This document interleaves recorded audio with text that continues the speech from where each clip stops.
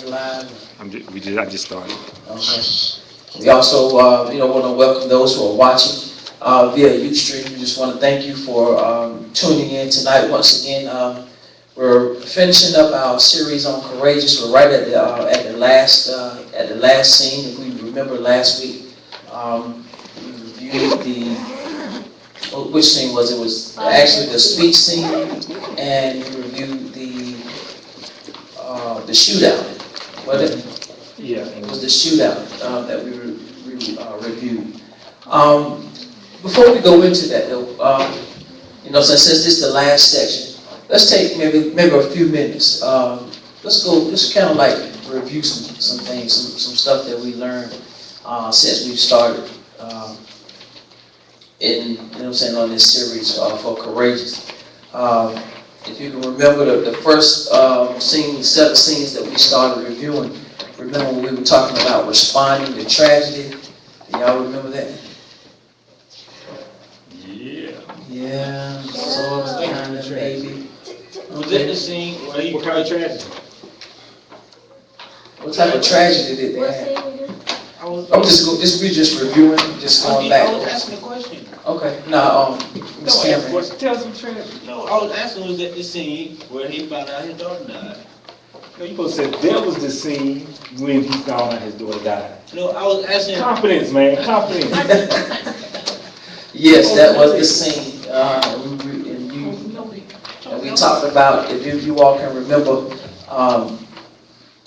Pastor Eric brought up the point that even sometimes in tragedy, good things come out of some situations. Was that your uncle that you all went to the dedication for? And they were saying that if their uncle hadn't died, the building wouldn't have been dedicated in his name, and children in the neighborhood wouldn't have access to some of the things that that facility was offering. So we talked about that. Am I rekindling some things in y'all to help y'all remember? Yes. All right. Well, what were some of the things that you remember then, sir? See, that's what happens when you try to do homework. What? You're supposed to be listening to the class for the day. I am listening. You doing something that's past. I am listening. All right. Well, we talked about responding to tragedy, and then we went over we talked about some difficult questions. I guess y'all not remembering. We're not. Yes, that. He didn't spend that much time with his daughter. Mm-hmm. So, because the time that he had with him, he really didn't use it wisely. Right. Mm-hmm. And remember the part when we talked about how the scene when right after the funeral, when the husband and his wife began to talk, and she was telling him that he was still a dad, and so that kind of encouraged him to go and kind of save his relationship with his son. Remember that scene? Yes, Ms. Cameron. When after his daughter died, he realized that he wasn't spending too much time with his son. Mm-hmm. How was his relationship with his son at that point? Jocelyn. There was really no relationship at all. Okay. What type of relationship was it? How was it? I mean, describe it to me. You saw the movie, didn't you? It was really bad. When they barely talked, but when they did talk, it was mostly fussing about the race that he wanted to be in, that he wanted his dad to join him in, Mm-hmm. and he kept saying no. Okay. Anybody else? Yes, sir. It was almost like he was almost ignoring his son, like what he wanted to do. It was almost like he was basically saying to himself, "Oh, I'm providing a roof over their head and I'm providing food." That's basically all I had to do. That's basically what he was just doing up to the point. So was he really being a dad at that point? Not really. So not really. So he was providing, but he really wasn't, well-rounded, right? So, what was the one key thing that in anything as far as being a parent, child, what was the one key thing that was missing there? Love. Relationship. Communication. There you go. Say it again? Relationship. Relationship. Mhm. They did not really have a relationship. It was just like, okay, I'm your daddy, I'm your son. They were passing paths or whatever, but they had no communication. So therefore, with no communication, you get no relationship. Good, good. That's right. All right, anything else that anybody want to bring up, other than the Snake King scene? Yeah. I think when after the funeral, he said, I'm not a good father. Mhm. Wait. Yeah. He said I wasn't really a good father, but she said you're still a father. Yeah, that's the scene that was you Yeah. just mentioned to him. And that was the point when he got up and realized that he had to go and do something to try and build a relationship, or start to build a relationship with his son. And also the thing, one of the keys to that thing is just because you don't have a relationship with your mom or your dad or even God, per se, you may not have a relationship with him right now, but you can always start. You can always begin at any point, you know what I'm saying, to try to rebuild, you know what I'm saying, what you possibly should have had, or rebuild some things that you should have done. Because we're always open, okay? All right, anything else? Anybody else want to bring up anything they remember?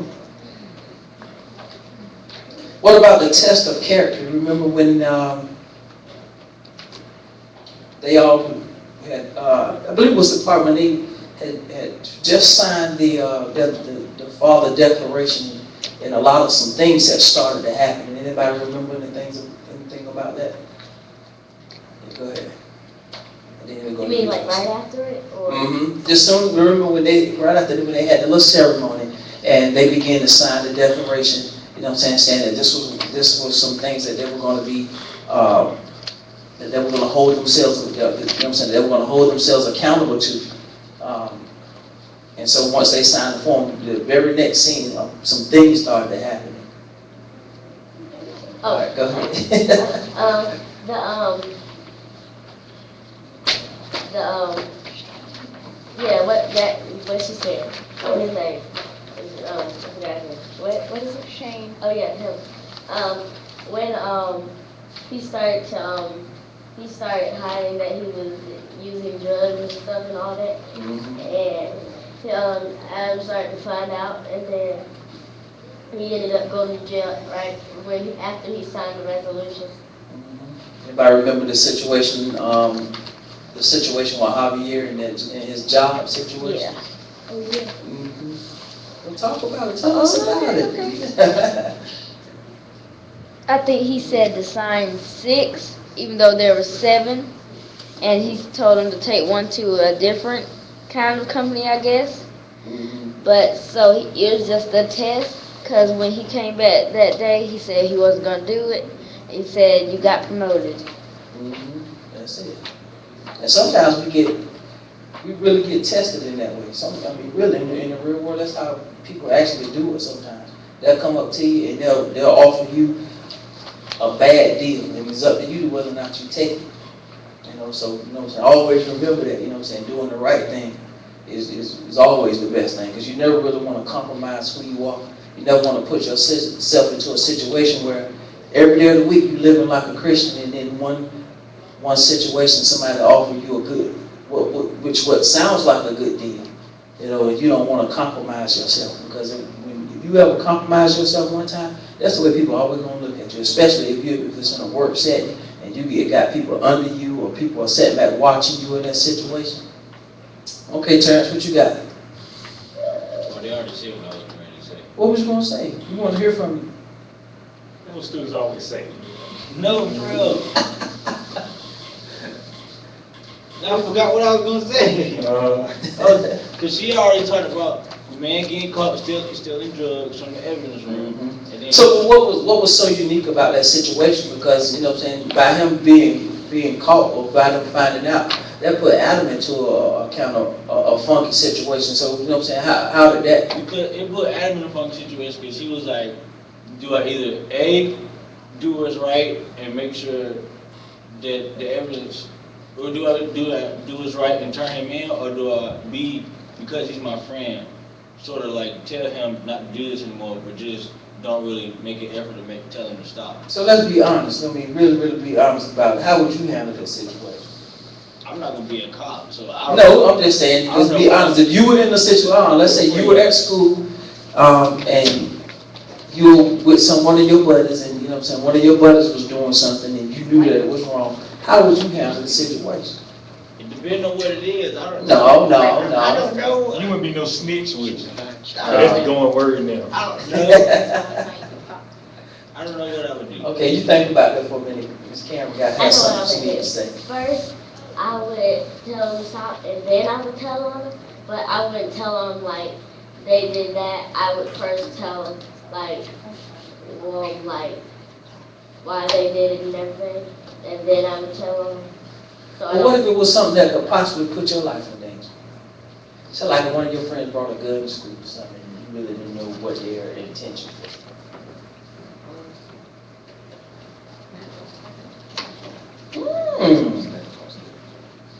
Better run and tell them. It's like a judge. So you better run and tell that. Okay, exactly. Okay, I'm gonna be truthful. I'm gonna tell the truth.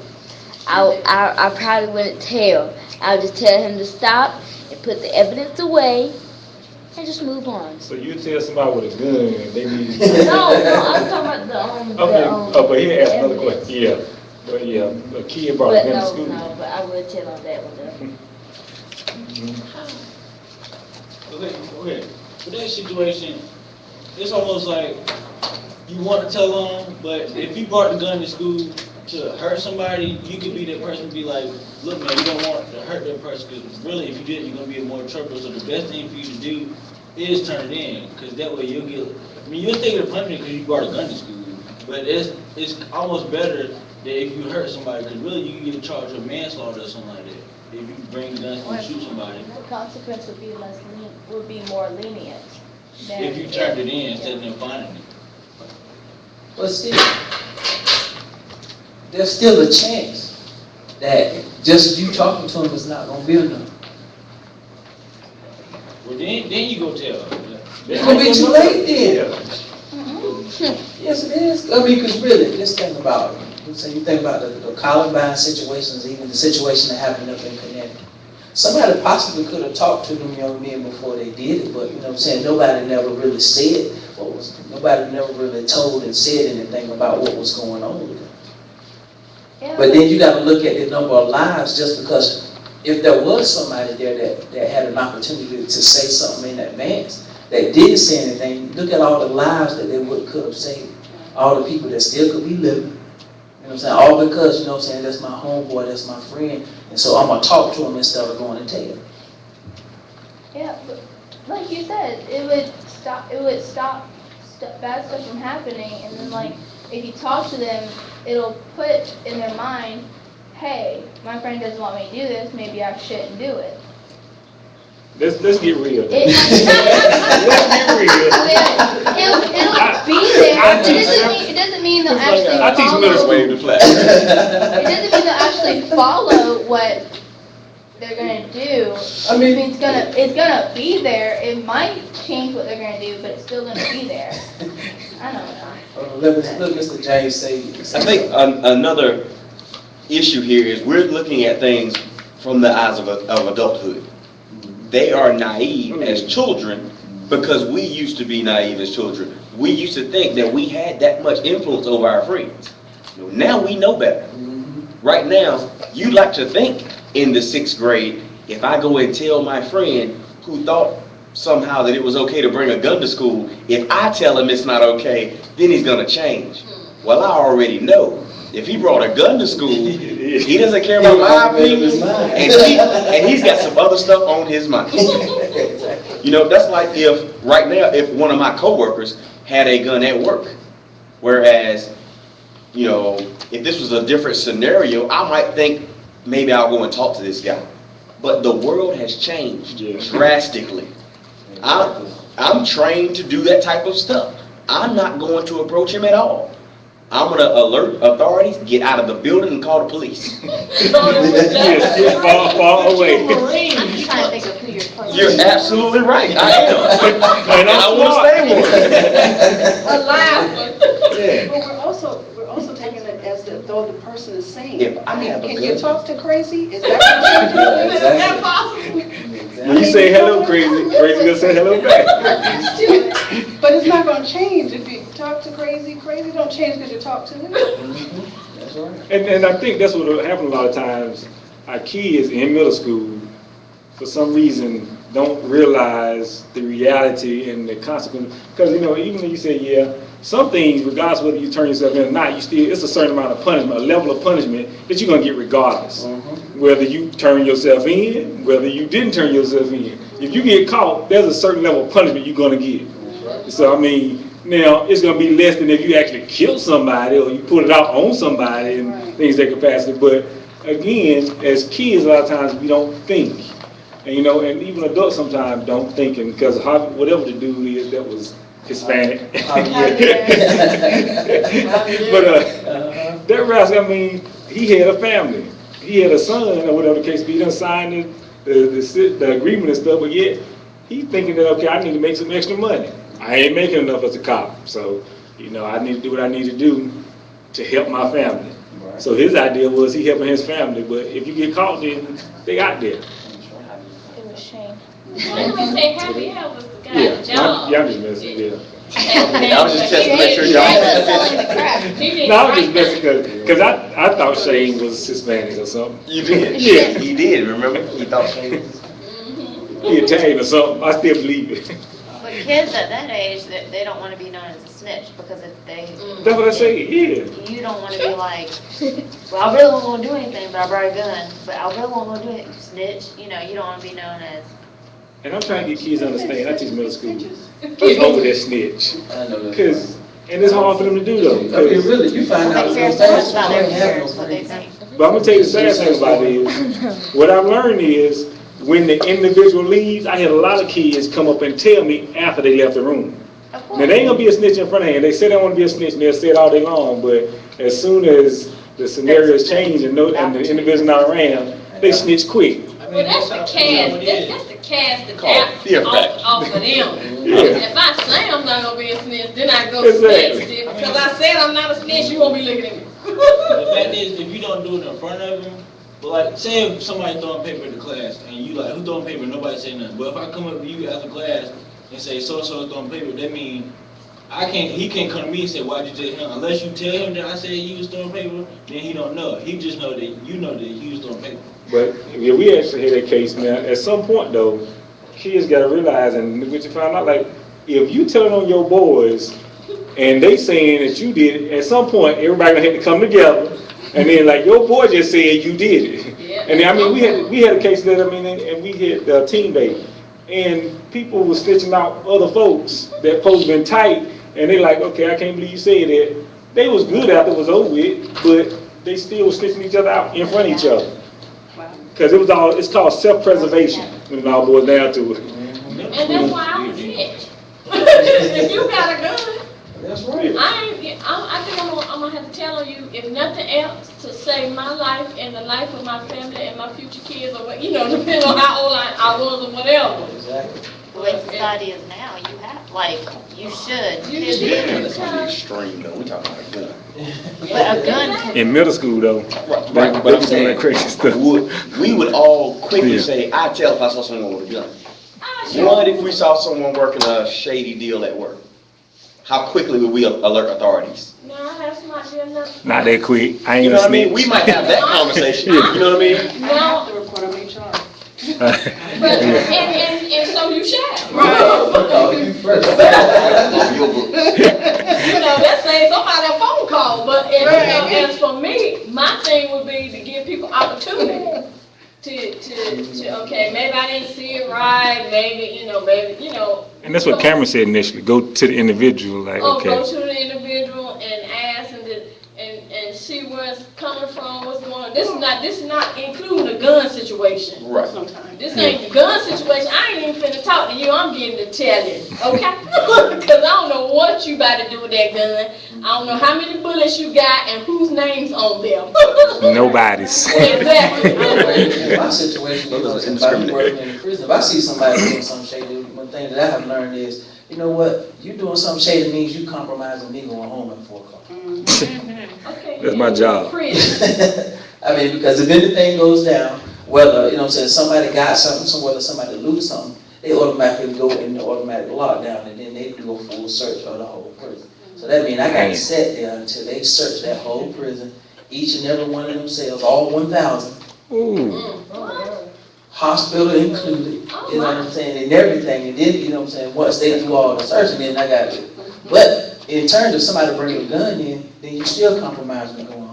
Or you bring a cell phone into somebody, you still compromise when you're going home. Yeah, I heard about So, a guard gave So somebody a cell I'm phone. under the thing, I would, if, depending on like if it's my department or my team, cause like on my team, I have gotten to the point where I have to call stuff out cause it'll progress, it'll keep going, and after a while, it'll surface somewhere you don't want it to surface. But if it's outside of my realm of authority, so to speak, yeah, I would go to the person, you know, and talk, and ask them about it, or something like that, but right. if it's outside of my realm of authority, as far as my job is concerned, then I'm probably not gonna do it so much. Okay. In my role, I'm an administrative assistant in human resources. So some people come to me talking to Cassandra, not realizing that because of my job and under HR laws, I have to report certain things.